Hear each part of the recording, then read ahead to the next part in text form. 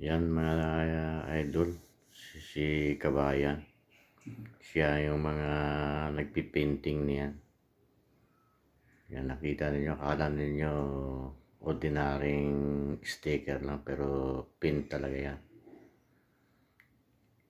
Yan siya yung gumagawa nito ng mga painting sa mga takip ng drawers. Pero marami siyang ginawa na dito.